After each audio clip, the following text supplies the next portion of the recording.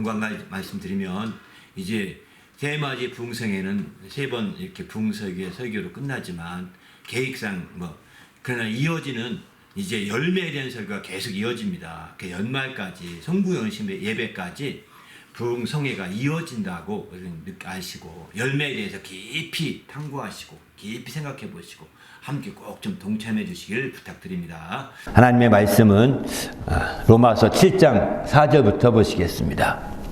로마서 7장 4절부터 11절의 말씀입니다. 다 같이 읽겠습니다. 시작. 그러므로 내 형제들아 너희도 그리스도의 몸으로 말미암아 율법에 대하여 죽임을 당하였으니 이는 다르니 곧 죽은 자 가운데서 살아나신 이에게 가서 우리가 하나님을 위하여 열매를 맺게 하려 함이라.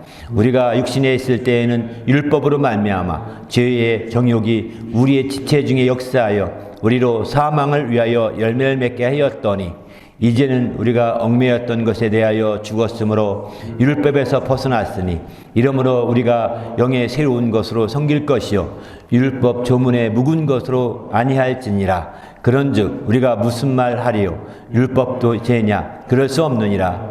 율법은 말지 않고는 내가 죄를 알지 못하였으니 율법이 탐내지 말라 하지 아니하였더라면 내가 탐심을 알지 못하였으리라. 그러나 죄가 기회를 타서 계명으로 말미암아 내 속에서 온갖 탐심을 이루었나니 이는 율법이 없으면 죄가 죽은 것임이라. 전에 율법을 깨닫지 못했을 때에는 내가 살았더니 계명이 이름에 율법이 제가 살아나고 나는 죽었도다. 제 생명에 이르게 할 그 계명이 내게 대하여 도리어 사망에 이르게 하는 것이 되었도다.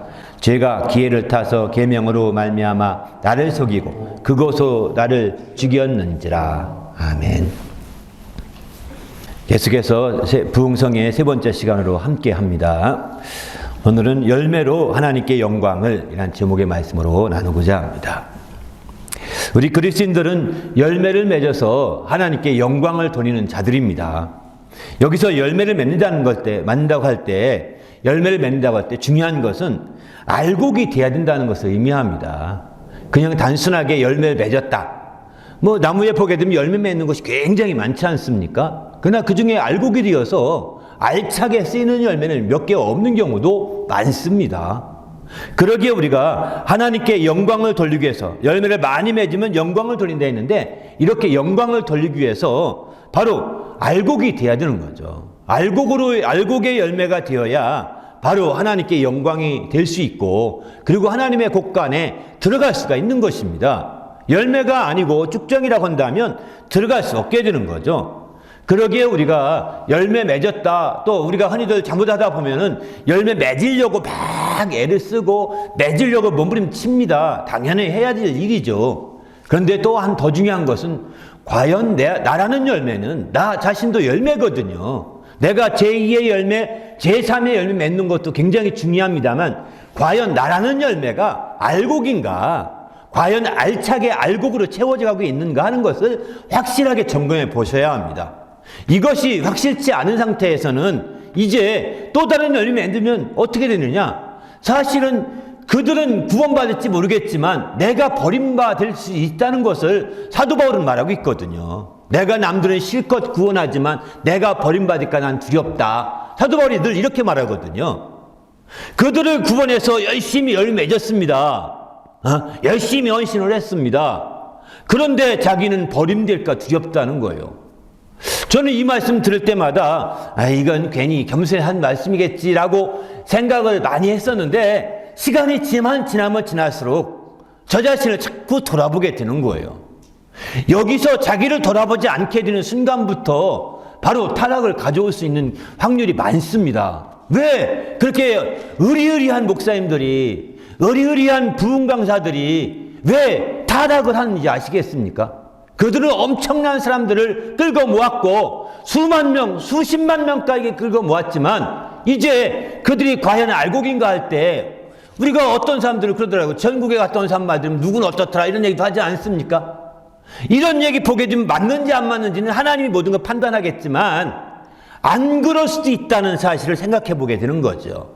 그러니까 우리는 끝까지 내가 알곡인가 주님의 곳간에 들어갈 수 있는가 제2의 열매 제3의 열매 맺는 것 너무너무 중요합니다. 맞아야 됩니다. 그럼에도 불구하고 내가 정말 알곡인가? 항상 깨어있고 근신하는 마음이 우리에게는 요구된다는 사실입니다. 그렇지 않고 나는 수많은 사람들을 모아놨으니까 나는 성공했어. 나처럼 성공한 사람 있으면 나와보라고 그래. 예? 나는 이렇게 성공했으니까 자가용 헬리콥터를 타고 다니고 의리의리한 대기업체 총수보다도 더하게 난 살아도 누가 뭐라고 하는 거야. 너도 했으면 해봐. 이렇게 말하는 사람도 있습니다. 실제로는.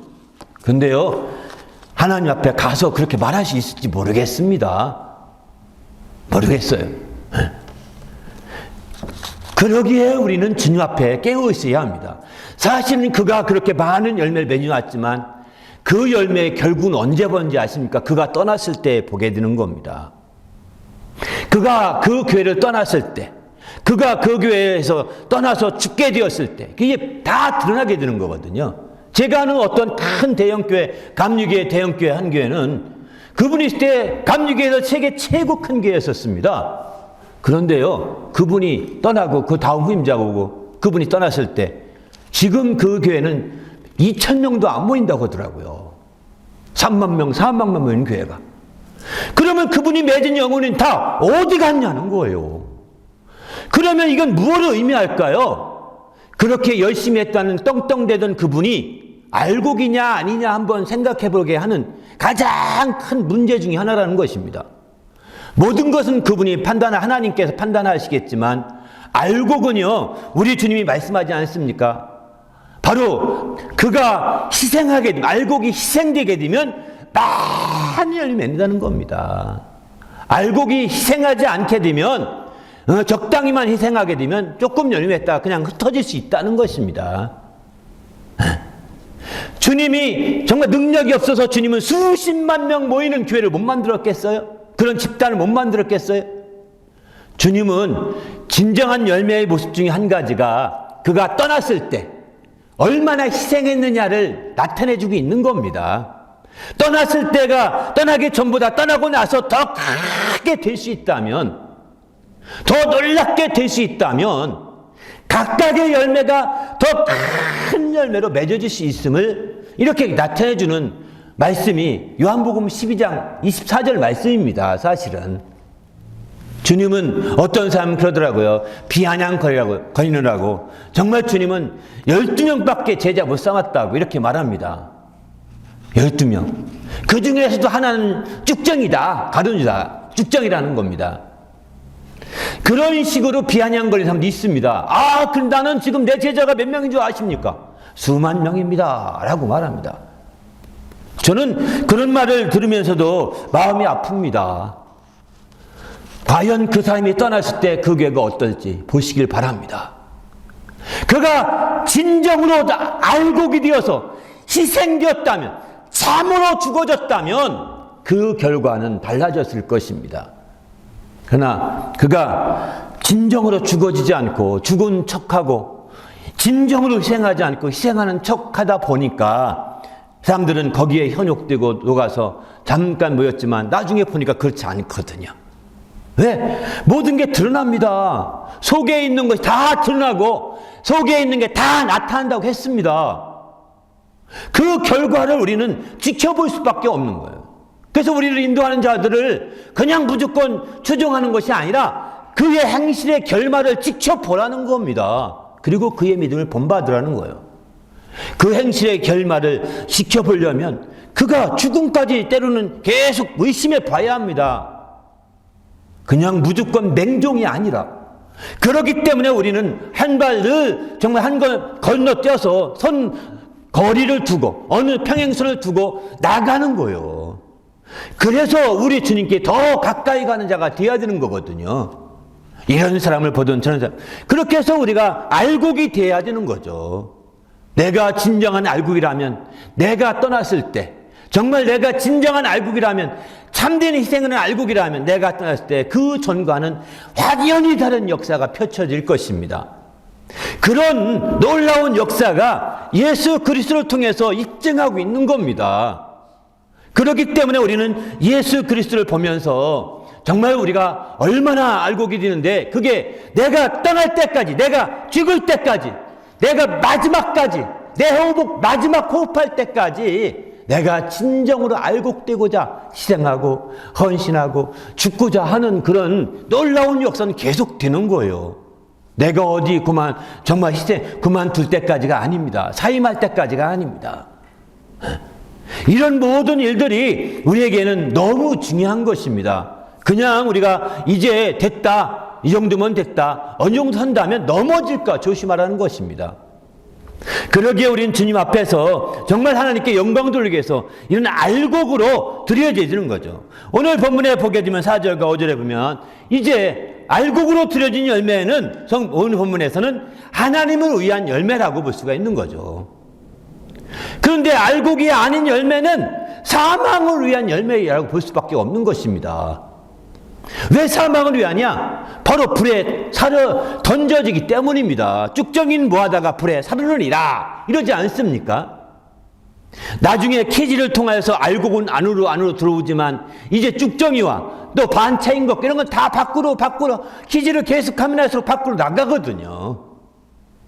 결과 하나님을 위한 열매냐 아니면 사망을 위한 열매냐 이렇게 말하고 있습니다.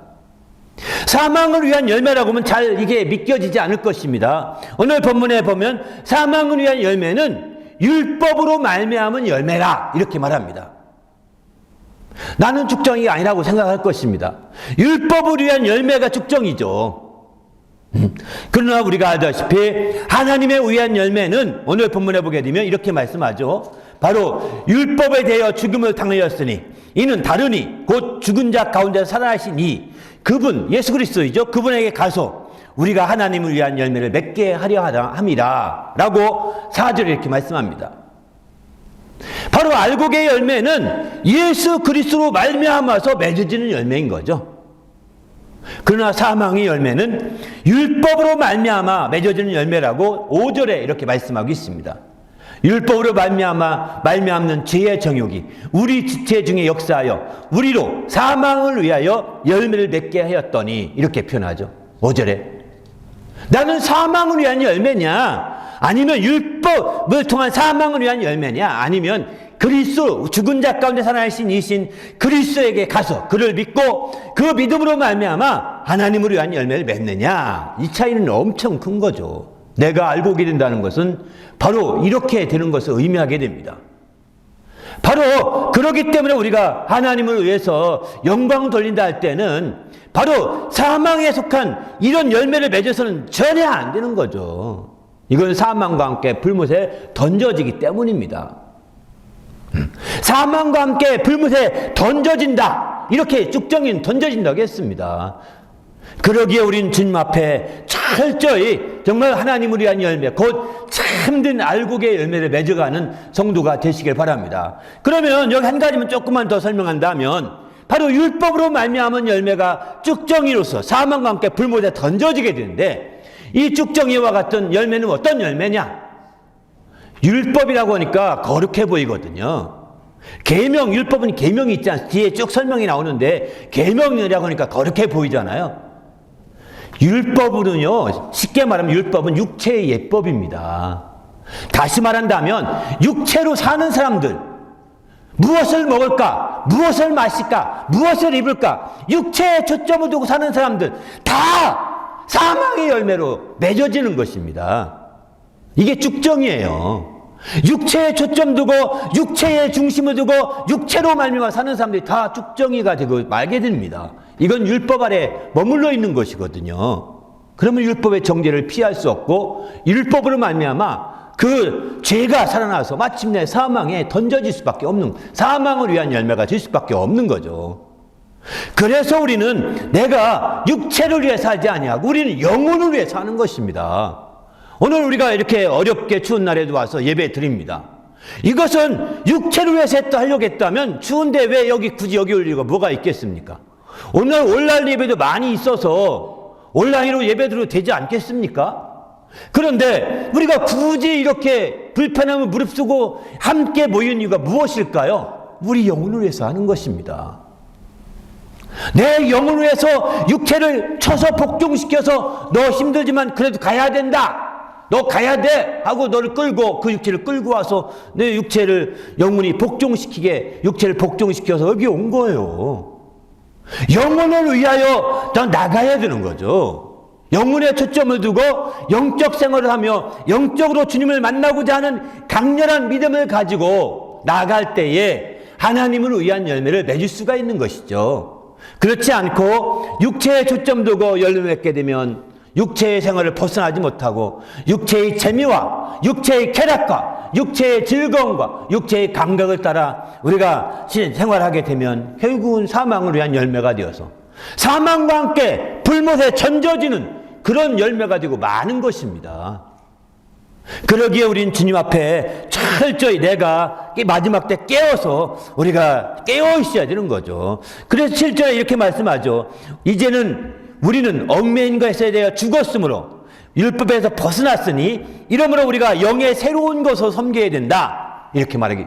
율법 조문에 묵은 것으로 해서는 안 된다. 이렇게 말하고 있습니다. 그렇습니다. 하나님의 위한 열매는, 하나님을 위한 열매는 영의 새로운 것으로 섬겨야 되는 것이고, 율법 조문에 묵은 것으로는 아니 되는 거죠. 우리 모두 이제 영의 새로운 것으로 이제 율법을 완전히 벗어난 성도답게 정말 영적 생활의 중심을 놓치지 않는 신앙생활을 할 수 있기를 예수님의 이름으로 부탁을 드립니다. 그렇게 해서 모든 게 영적 생활에 초점 두고 생활을 해야 되는 거죠. 그럴 때 마침내 하나님을 위한 열매가 맺어질 수 있다. 이렇게 성경은 말씀하고 있습니다. 그런데 말이죠, 하나님을 위한 이처럼 정말 알곡이 되는 하나님의 열매라고 하는데 4가지의 특징이 있습니다. 특성이 바로 알곡이죠. 하나님을 위한 열매에는 4가지 특성이 있는데 첫 번째 그 열매는 의의 열매여야 합니다. 내가 알곡인지 아닌지 확인하는 4가지 기준이라고 볼 수도 있습니다. 그것은 바로 내가 정말 그 열매에 의로움이 있는가를 보셔야 합니다. 의로움이 살아있지 않은 열매, 의로움이 역사하지 않는 열매, 의로움이 그 중심에서 작동하지 않는 열매는 알곡이 되기 어렵습니다. 하나님을 위한 열매로 맺어질 수 없습니다. 그러면 우리가 얻은 의는 어떤 의일까요? 우리의 육신적인 행위로 하면 얻은 의일까요? 그렇지 않습니다. 왜냐하면 율법은 완전히 죽은 것이고 율법에 벗어났기 때문에 우리는 그런 계명으로 말미암아 의를 얻은 것이 아니라 바로 죽은 자 가운데 살아나신 이를 믿는 믿음을 의로 여기셨다고 했습니다. 바로 부활하신 주님을 믿음으로 그 의를 얻게 된 거거든요. 그 의가 우리의 알곡 가운데, 우리의 열매 가운데 그게 가득 차야 되는 거죠. 바로 내 육신적인 그 행위로 말미암은 의가 아니라 하나님의 믿음의 의가 내 속에 가득 차게 될 때 바로 알곡이 되는 것입니다. 알곡이 되려면 또 한 가지 더 있는데 바로 평강의 열매입니다. 의가 있다고 하더라도 알 길이 없죠. 의가 있다 알 길이 없습니다. 근데 그 안에 의가 있다 하더라도 이제 불안해한다면, 떤다면, 마치 어떤 큰 문제가 생깁니다. 그럼 어떻게 할지 몰라서 막 방황합니다. 근심합니다. 걱정합니다. 막 고민합니다. 하나님께 맡기지 못하고 자기가 막 의가 있다면서 막 이럽니다. 이거는 알곡이 아니라는 증거입니다. 알곡이 아니라는 증거예요. 알곡의 열매는 평강의 열매가 함께 따르게 됩니다. 그래서 히브리서 12장 2절은 의와 평강의 열매를 맺는다 이렇게 말하고 있습니다. 의와 평강의 열매가 의와 함께 평강의 열매가 맺는다는 것입니다. 그래서 마침내 마음속에 평안한 심령이 되는 것이죠. 내가 의로운 열매가 의로움이 가득하다 하더라도 이제 그 안에 평안함이 없다면 알곡에 대해서 다시 한번 생각해 봐야 되는 거예요. 이제 바로 이사야서 32장 17절 이렇게 말합니다. 공의의 열매는 화평이요 또 공의의 결과는 영원한 평안과 안전이라 이렇게 말하죠. 바로 이 의의 열매 맺게 되면 이제 그 공의가 인정되는 거거든요. 그러면 그 공의의 열매는 뭐냐? 화평이라는 거, 평안이라는 것입니다. 그리고 그 결과는 뭐냐? 평안과 안전이라 이렇게 말합니다. 그러기에 우리 심령 가운데 이제 정말 이 평강의 열매가 없이 막 불안해하고 뭐랄까 막 쫓기고 막 근심하고 걱정이 크게 앞선다고 한다면 이것도 알고 기대지 못하는 아주 큰 이 증거 중에 하나입니다. 그러게 그렇게 그런 상황이 된다면 우린 적극적으로 회개하여서 마침내 평강이 임할수록 회개해야 되는 거죠. 주여, 내가 이 근심을 몰아주시고 이 염려를 몰아내 주시고 오직 주의 평강이 내가 임해서 내가 진정한 알곡이 되도록 인도해 달라고 간절한 기도가 어느 때보다도 필요한 것이죠. 더 나아가서 이제 이 두 가지는 속에 있는 거예요. 겉에 나타나는 것이 아닙니다. 내가 평안한지 아무도 모릅니다. 내가 의가 있는지 없는지 잘 알 수도 없습니다. 드러나지가 않습니다. 그런데요, 알곡으로서는 이제 속에 의와 평강이 있다면 드러난 것이 있습니다. 그건 뭐냐면 선한 열매가 돼야 되는 것이죠. 또 한 가지는 거룩한 열매가 돼야 되는 거죠. 그래서 고린도서 1장 10절을 보게 되면은 주께서 합당하게 행하여 범사에 기쁘시게 하고 모든 선한 일에 열매를 맺게 하시며 이렇게 표현하죠. 바로 우리 속에 의와 평강의 열매에 가득한 그 속에 그것이 있다면 속에 있는 것이 드러나게 돼 있다는 것입니다. 모든 선한 일에 열매로 맺어지게 되는 것이죠. 그리고 이제 로마서 6장 22절 말씀처럼 거룩함에 이르게 하는 열매를 맺게 되는 것입니다. 이 거룩함에 이르게 하고 선하게 하는 열매는 밖으로 표출됩니다. 드러나게 돼 있습니다. 이거는 감출 수가 없는 거예요. 이거는 막을 수가 없는 겁니다. 나는 일부러 나는 선한 척 안 합니다. 나는 일부러 거룩한 척 안 합니다. 난 의가 있고 그럴 수는 없는 거예요. 성경 말씀에 숨긴 것이 속에 있는 것이 드러나지 않을 것이 없다고 하지 않습니까? 자기 그렇지 않고 악행을 하면서 나는 의가 있고 나는 평안합니다. 이럴 수는 없다는 것입니다. 그 속에 악독이 가득하기 때문에 악행을 하는 거죠. 그 속에 악독이 가득하지 않다면 악행할 수가 없는 거예요. 속에 있는 것이 드러난다고 주님 말씀하지 않습니까? 그러기에 우리는 주님 앞에서 내 속에 의와 평강의 열매로 알곡이 가득 채워진다면 이제 그것이 선한 열매와 거룩한 열매로 이제 드러날 수 있도록 깨어있어야 되겠다는 거죠. 그래서 마침내 모든 선한 일에 열매, 거룩함에 이르도록 열매 맺는 것입니다. 그렇지 않고 우리가 이제 더러운 일에 종사하면서 더러운 일을 하면서 더러운 열매를 맺으면서 더러운 일에 빠지면서 우리가 알다시피 열매 맺는다? 열매가 쉽지 않은 겁니다. 그것을 드러날 수가 없는 것이죠. 우리 모두 주님 앞에서 정말 거룩한 열매로 맺어지시는 성도가 되시길 바랍니다. 할렐루야. 그래서 우리 심령이 새롭게 되어야 되는 겁니다. 우리 심령이 내가 죽을 때까지 나는 알곡으로 내가 깨어있어야 되는 겁니다. 죽을 때까지요. 심지어 어떤 바리새인들은 이렇게 말해요. 주님 이런 말씀도 하시죠. 바리새인들아, 화 있을진저 너는 정말 천하로 돌아다니면서 구원을 찾아서 천국에까지 끌고 오는데 네가 천국문을 막고 있구나 이렇게 말하지 않습니까? 왜 이런 일이 있을까요? 내가 아무리 그래도 쭉정이가 돼서는 그들을 끌고 올진 모르겠지만 그들 들어가지 못한다는 겁니다. 주님 말씀에는.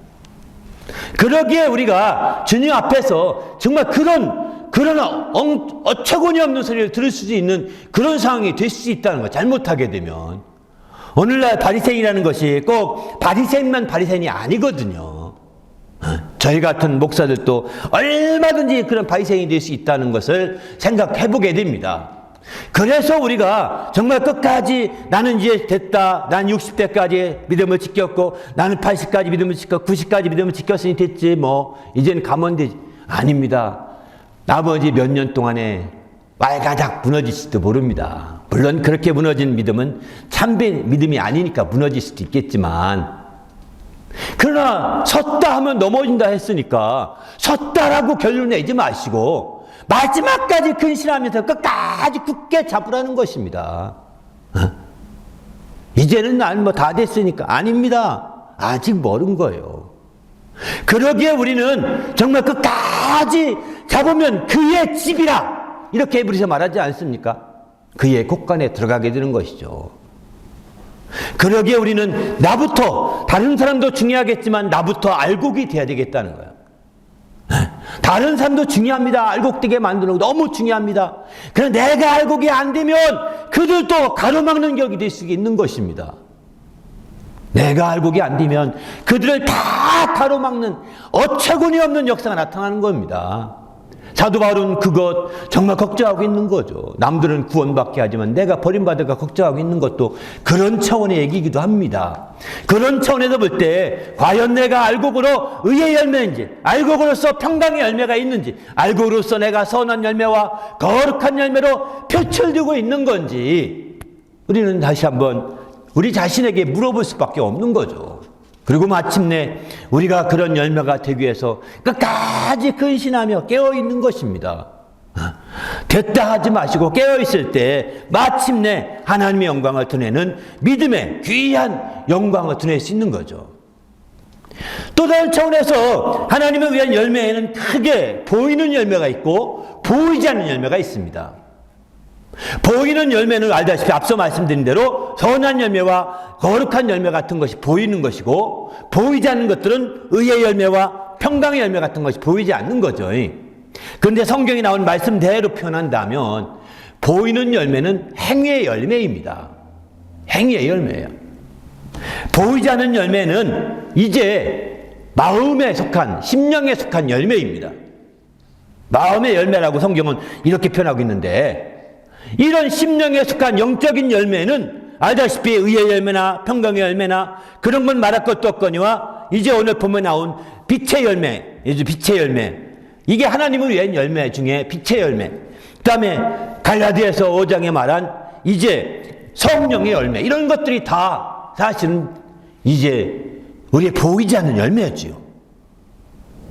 그런데 이 보이지 않는 그 열매 반면에 보이는 열매는 행위의 열매라고 하는데, 이 행위의 열매에는 입술의 열매가 있어요. 대표적으로 입술의 열매, 그리고 손의 열매, 손으로 지어지는 열매인 거죠. 그리고 시편 127편은 태의 열매를 말하고 있습니다. 태의 열매. 또 더 나가서 미가서 6장 7절은 몸의 열매를 말하고 있습니다. 모두 다가 행위를 통해서 맺은 열매들인 거죠. 이런 열매들이 있는데, 그러면 이런 열매들이 어떤 게 더 중요할까요? 우리가 알다시피 중요한 것은 고린도후서 4장 18절 말씀대로 우리가 주목할 것은 바로 보이는 것이 아니요 보이지 않는 것이니 보이는 것은 잠깐이요 보이지 않는 것은 영원함이라, 이렇게 말합니다. 그렇습니다. 우리가 열매지 하나님의 열매로서 더 주목해야 될 것은 보이는 열매보다도 보이지 않는 열매에 주목해야 되는 거죠.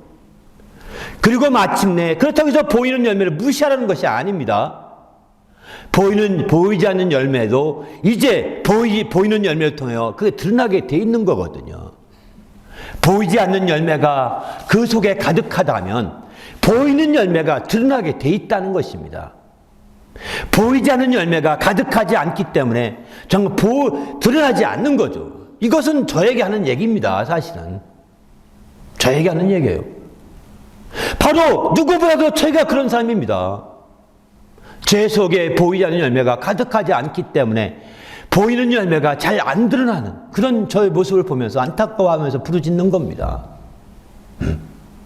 그러기에 우리는 주님 앞에 철저히 정말 내 속에 보이지 않는 열매가 아구까지 안 찼다는 것입니다. 아구까지 안 찼다는 거예요. 우리 주님이 가나의 혼잔치에서 물 퍼다 항아리에 부어라 하되 아구까지 차게 부으라 하지 않습니까? 아구까지 찰 때까지 계속 기다리십니다. 아구까지 딱 찼더니 차고 보고 드리니까 그러면 떠다 주어라 이렇게 말하죠. 그때부터 표출되는 거죠. 물이 변하여 포도주가 돼서 연회장을 참 기쁘게 할 수 있는 좋은 기회가 됐다고 했습니다. 바로 내 속에 아구까지 차야 되는 것입니다. 그렇게 정말 이런 열매들이 자득 차도록 적극적으로 내가 알곡이 되도록 더 7배나 더 노력을 해야 되는 거죠. 왜 7배라고 하냐? 빙산을 보게 되면 빙산이 물 위에 떠 있는 부분과 물 아래에 있는 부분을 아래가 7배가 더 많답니다. 8분의 1만이 물에 떠 있고 8분의 7이 물 아래 이렇게 빙산이 뿌리처럼 잠겨 있다고 그러거든요. 그 빙산은 조그맣지만 밑에 뿌리가 얼마나 큰지 모르기 때문에 이제 어려운 거죠. 그 뿌리를 예상하지 못하니까 이제 더 큰 것도 있죠. 예상하지 못하고 가다가 안 닿겠자고 가다가 배가 거기서 부딪혀가지고 파손하게 되는 거죠. 우리가 아는 타이타닉 호도 그 배도 그렇게 해서 이제 다 파손한 거 아니겠습니까? 침몰하게 된 거 아니겠습니까? 이런 것처럼 마찬가지입니다. 보이지 않는 열매가 밑에 가득 차게 되면 이제 남들에게는 안 보입니다. 아구까지 차게 되면 드디어 마침내 나게 되는 거죠. 속에 있는 것이 드러난다는 거예요. 속에 있는 것이 나타난다는 것입니다. 그렇지 않게 된다면 우리는 정말 이 보이는 열매에 치우쳐가지고 남들 앞에 보이는 척, 열매가 있는 척 할 수 있습니다. 얼마든지요. 그러나 그게 한계가 있는 것이죠. 그 열매는 잠깐이기 때문입니다.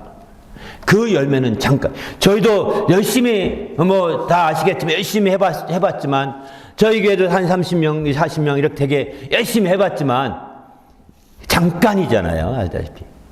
전 그거 보면서 이 목회라는 게 그렇게 해서는 안 된다. 정말 나 자신부터 변화되어야 된다는 생각을 다시 한번 해보게 되는 거죠. 우리는 주님 앞에 인간적인 꼼수로 조금은 나아지고 더 훌륭하게, 더 크게 할 수도 있습니다. 얼마든지. 그렇게 하는 사람들은 왜 내가 못합니까? 왜 헬리콥터를 못합니까? 내가 왜 몇억 원씩 왜 월급을 못 받습니까? 이렇게 당당히 말하는 분들이죠.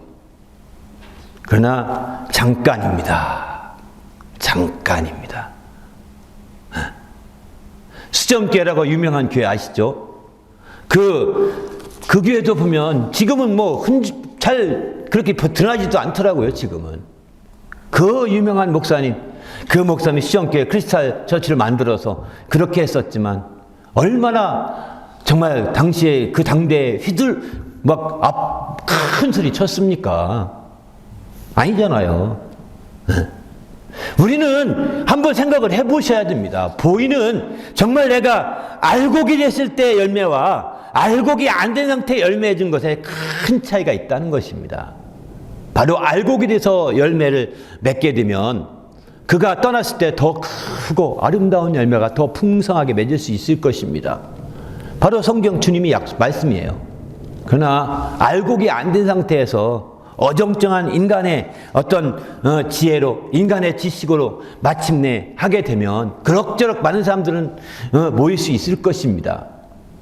한계가 있는. 저는 그 지혜도 없고 지식도 부족해서 또 지금 이와 같은 상황이 됐습니다만은, 어쨌든 중요한 것은 정말 알곡이 돼야 되겠다는 생각을 다시 한번 이번 새해맞이 풍이라면서 다시 한번 생각해 보게 됩니다. 우리 모두 이렇게 알곡이 되어서 우리 하나님을 기쁘시게 하는 성도가 되시기를 예수님의 이름으로 축원합니다. 할렐루야. 그러면 이 보이는 열매와 보이지 않는 열매가 잘 조화되어서 아름답게 맺은 열매는 무엇이 될까요? 그런 열매는 마침내 하나님께 영광이 되는데 그런 열매는 제자된 열매라고 표현할 수 있는 거죠. 제자된 열매. 그래서 요한복음 15장 8절 열매를 맺으면 하나님께 아버지께서 영광을 받으실 것이고 그런 너희는 내 제자가 되리라 이렇게 말씀하잖아요. 그렇게 열매 맺어서 알곡이 되어 영광을 돌릴 때 내 제자가 된다는 거예요. 제자된 열매가 된다는 것입니다. 이 제자된 열매는 바로 이 두 가지가 완전하게 잘 조합된 거라고 볼 수 있는 거죠. 보이지 않는 열매와 보이는 열매 두 가지가 완전하게 이렇게 조화된 거라고 볼 수 있는 거죠. 그러면 이런 제자된 열매는 어떻게 해서 나오느냐? 바로 이제 먼저 로마서 8장 23절부터 볼까요? 바로 우리 곧 성령의 처음 익은 열매를 받은 우리라 이렇게 표현하고 있습니다. 바로 성령의 처음 익은 열매가 돼야 된다는 것입니다. 이렇게 되기 위해서는 요한계시록에 사람 가운데서 성령을 받아 처음 익은 열매로 하나님과 어린 양에게 속한 자다. 이 첫째 벌에 참한 자들을 이렇게 말하고 있거든요. 바로 사람 가운데서 성령함을 받아 처음 익은 열매가 되어야 된다는 겁니다. 예수님의 성령함을 통해서 처음 익은 열매요. 성령으로 말미암아 처음 익은 열매요. 또 한 가지 더 있습니다. 야고보서 1장 8절에 보게 되면은 바로 진리의 말씀으로 거듭나서 피조물 중에 우리로 한 첫 열매가 되어야 된다는 것입니다. 피조물 중에 한 첫 열매가 되어야 된다는, 바로 이렇게 세 가지가 되어야 되는 거예요. 다 공교롭게 첫 열매, 처음 익은 열매 이렇게 말하죠. 그런데 우리가 알다시피 여기 다른 사람은 모르겠지만 로마서에 우리라고 할 때 우리는 바울사도를 포함한 우리거든요. 바울사도는 성령 처음 받은 사람이 아니잖아요. 우리가 처음 성령 받은 사람들은 12사도를 비롯해서 마가 다락방에 있던 사람들이 처음 성령 받았죠. 그들을 성령의 처음 익은 열매라고 말하면 쉽게 이해될 것 같은데, 바울사도는 나중에 사마리아 교회보다도 늦게 성령을 받았습니다. 나중에서 아나니아를 통해 성령을 받게 되지 않습니까? 그런데도 성령의 처음 익은 열매라고 합니다. 또 요한계시록 보면 정말 옛 사람들 가운데 성령을 받아 처음 익은 열매라고 할 때 사도 바울도 포함되는 것이죠. 사도 바울이 첫째 부활에 참여하자면 누가 참여하겠습니까? 그런데 이 성령을 받아 처음 익은 열매는 대표적으로 12사도들이 그들이 아니겠습니까? 그들이 예수님의 정말 이제 함께한 그들이기 때문이죠. 그런데 그들에 속하지 않았어요. 한참 뒤에 예수 믿게 된 사도 바울 같은 경우도 성령을 받은 처음 익은 열매라는 겁니다. 또 야고보서에 마찬가지죠. 야고보가 여기 야고보서의 야고보는 예수님의 육신적인 동생이라고 합니다. 어떤 육신적인 동생 가운데 있는 야고보가 이제 사도반 일에 들어간 거죠. 그런데 이 야고보는 예수님을 계속 따라다니지는 않았던 것 같습니다. 다른 12사도 가운데 있는 야고보가 아니라는 얘기가 일반적으로 야고보서를 기록한 저자를 그렇게 얘기하거든요. 그러면 그는 예수님을 따라다니는데 먼저 거듭난 사람이 누구냐? 12사도들이죠. 그들 안에 속하지 않았던 사도 야고보인데, 나중에서 들어온 야고보도 진리의 말씀으로 피조물 가운데서 우리로 한 첫 열매가 되겠다. 자기가 첫 열매라는 겁니다. 자기도 그 첫 열매 속에 집어넣고 있잖아요. 늦게 왔는데, 거듭났는데도. 뭐 정확히 늦게인지 이런지는 모릅니다. 사실은 알 수가 없는데 나중에 합세했다는 측면에서 늦었다 이렇게 생각할 뿐인 거죠. 제가 일부러 지금 세 개 성경에 말씀한 것은 이겁니다. 바로 여기 처음 익은 열매와 첫 열매라 이렇게 말하는 것은 예수께 일대로 직접 붙은 열매라는 겁니다. 다 늦게 믿어도, 오늘날 우리가 예수 믿어도 성령을 받아받은 처음 익은 열매인 겁니다. 21세기가 지나도요. 23세기에도 예수 믿어도 성령 예수 그리스도의 속죄함을 통해 처음 익은 열매가 되는 겁니다. 예수께 직접 붙는 겁니다. 그 앞에 사도들이 있고 그 앞에 누구들이 있고 순찰을 따라서 내가 1만 50번째 열매가 아니라 10만 번째 열매가 아니라 처음 익은 열매라는, 주님께 직접 붙은 열매라는 것입니다. 그리고 성령을, 지금도 성령을 받습니다. 그러면 내가 성령을 육신적으로 누가 먼저 받았을까? 처음 받고 그 다음 받고 그 다음 받고 그 다음 받고 순서로 말할 수 없다는 것입니다. 왜냐하면 그들을 통하여 이렇게 그 다음 이어진 것이 아니라 직접 성령에 의하여 익은 열매라는 것입니다. 직접 성령에 의하여 예수 그리스도를 통해 익은 열매라는 거예요. 직접 붙어 있는 거예요. 그에 소속되어 있는 겁니다. 거듭나서 우리가 첫 열매, 피조물 가운데 첫 열매가 된 것도 거듭남으로 이제 내가 누구를 도움받아 거듭났기 때문에 그 다음 열매가 아닙니다. 바로 이런 열매는 직접 다이렉트로 그분께 붙어 있는 열매라는 거죠. 그래서 천주교에는 다이렉트가 안 되게 중간에 사제가 끼지 않습니까? 사제가 끼는 것은 그들은 셋째 열매, 넷째 열매라고 말할지는 모르겠지만 비성경적인 것이죠.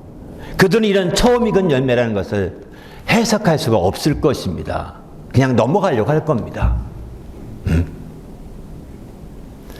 바로 바로 직접 우리는 그래서 우리가 거듭나는 것도 이 상속되지 아니하고 혈통으로 되지 않는 겁니다. 성령 받는 것도 상속되는 것이 아닙니다. 혈통으로 이루어지는 것이 아닙니다.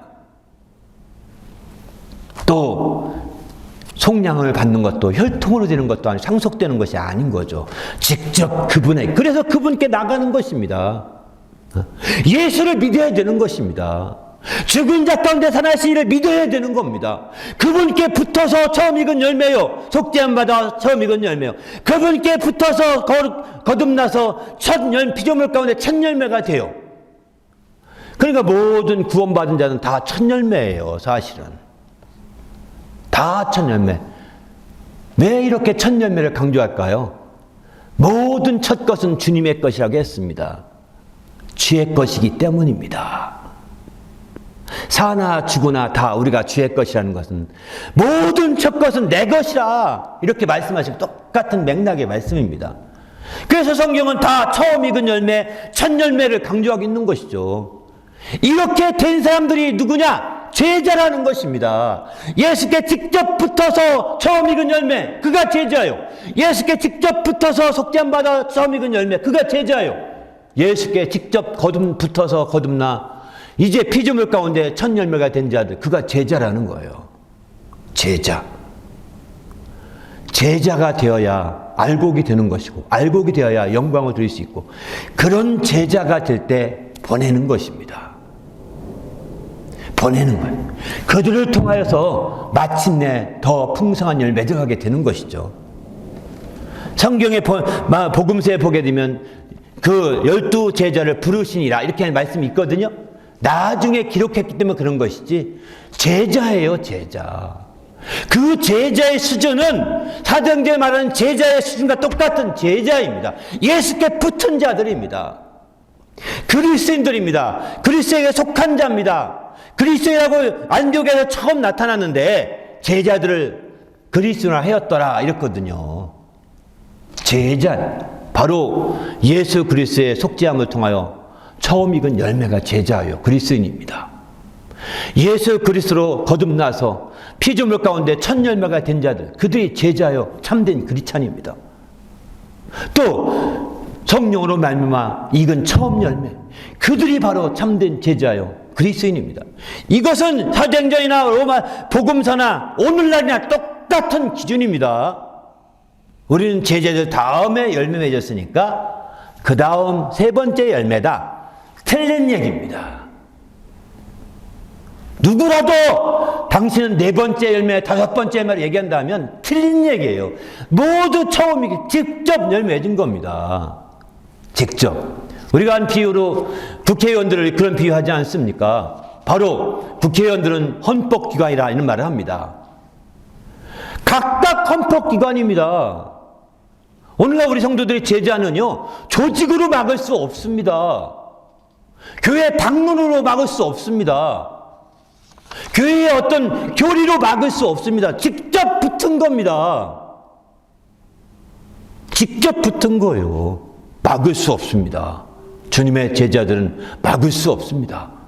직접 헌법기관 같이 각각 독립된 헌법기관처럼 똑같은 거죠. 그런 제자가 될 때 하나님께 영광을 드릴 수 있다는 거예요. 어떤 조직에 어떤 그 의견을 모아서 어떻게 할 수 없어요. 참고할 수는 있어요. 우리는 침례교파이기 때문에 침례교의 교리에 충실한다. 그거 안 따릅니다. 침례교가 어떤 결정을 내려도 그래서 침례교는 개교의 중심이에요. 사실 너무 감사하게. 개교회가 다르게 하더라도 문제가 없어요. 그러면 개교의 중심이면 개교회마다 별도란 개교회 안에 성도들이 다 각각 다른 것입니다. 각각 주님께 붙은 제자입니다. 그 제자로 우뚝 서야 되는 거죠. 그래서 마침내 정말 처음 익은 열매가 된 것입니다. 그렇게 돼야 되는데 그것이 어떤 그 의견을 모아가지고 뭐 한다고요? 이거는요 안 맞습니다. 비성경적인 표현입니다. 얼마나 많은 사람들이 아주 착한 척하면서 교회의 결정이니까 따라야죠. 푹 기르지 마십시오. 하나를 가보시기 바랍니다. 여러분이 제자가 되시고 주님께 첫 번 붙은 자예요. 주님께 처음 익은 열매라는 의식을 확실하게 가져야 제자로서 중심을 잡으시는데 처음 익은 열매는 개념이 없습니다. 예수님 당시에 12지하들은 진짜 알다시피 처음 익은 열매잖아요. 실제적으로요. 그들은 첫 열매잖아요. 실제적으로. 그러다 보니까 그들이 스스로가 사명감에 충만해서 나갔지만 오늘날은 그런 의식이 없습니다. 그러니까 제자라는 개념도 서지도 않습니다. 그러니까 열매로서 하나님을 영광 돌린다는 데도 한계가 있게 되는 거죠. 저도 이번 부흥회를 준비하면 사실 오늘 이 말씀은 처음 하는 거거든요. 지금까지 많은 설교를 했지만 지금 오늘 이 설교는요, 저에게 깨우치는 설교입니다. 우리가 각각 하나님 예수님께 붙어 있는 자라는 것입니다. 첫 열매는 잠자는 자의 첫 열매는 예수 그리스도시요. 또 그 다음은 그의 붙은 자라, 그의 속한 자라고 그러지 않습니까? 고린도서 15장 23절에. 그러니까 우리가 알다시피 그 다음에는 목사요, 그 다음에는 장로요, 그 다음에는 집사, 이게 없습니다. 이거는 편의상 교회 안에 직분을 세우는 것이죠. 그 다음에는 그에게 붙은 자요. 누굴까요? 바로 처음 익은 열매. 속량함을 통해 처음 익은 열매. 성령의 처음 익은 열매. 피조물 가운데 거듭남으로 첫 열매가 된 자들. 이들이 바로 붙은 자예요. 이들을 제자라고 합니다. 그렇게 해서 마침내 이제 정말 참된 알곡이 되어 하나님께 영광을 돌릴 수 있게 된 거죠. 그런데 우리가 이렇게 제자로서 꼭 해야 될 것은, 이제 더 강화시킬 것은 그 성령의 처음 익은 열매가 끝날 것이 아니라 성령의 인도함 받아서 성령의 열매가 그 안에 또 가득해야 된 거죠. 그러면 말이죠, 성령의 열매가 가득하게 되면 어떻게 될까요? 금지할 법이 없다고 갈라디아서 5장 22절 23절에 이렇게 말합니다. 금지할 법이 없다는 것은 왕 같은 수준이 된다는 것입니다. 왕은 금지할 법이 없습니다. 왕은 법이 없어요. 자기가 말하는 게 다 법입니다. 헌법 필요 없습니다. 왕은 헌법 위에서 막 놀더라도 전혀 문제가 없습니다. 오늘날은 왕정이 아니니까 다행이죠. 그죠? 왕정이 아니니까 헌법 다 밑에 있거든요. 모든 나라도 대부분. 물론 허수아비 헌법이 많지만 일반적으로 독재국가에서는 오늘 어쨌든 우리는 주님 앞에서 정말 이렇게 하나님 말씀을 통해서 금지할 법이 없는 수준까지 될 수 있는 거예요. 할렐루야. 이것은 우리의 노력으로 되는 것이 아닙니다. 이거는 우리의 애씀으로 되는 것이 아니라 성령의 처음 익은 열매가 되고, 그리고 성령의 인도함 받아서 성령 충만하여 성령 열매가 가득하게 될 때 그렇게 될 수 있다고 말씀하고 있습니다. 우리 모두도 이제 열매로 하나님께 영광 돌리기 위해서 철저히 제자된 열매가 되시길, 정말 보이지 않는 열매, 보이는 열매 다 합력하여 참된 제자로서의 열매가 되시기를 예수님의 이름으로 축원합니다. 우리가 참된 정말 열매가 되고 알곡이 된다면 하나님께 영광이 될 텐데, 그들을 내 제자라고 주님이 말씀한다고 했습니다. 이제 그런 제자진 열매가 될 수 있도록 인도해 달라고 오늘 말씀 생각하면서 간절히 기도하겠습니다.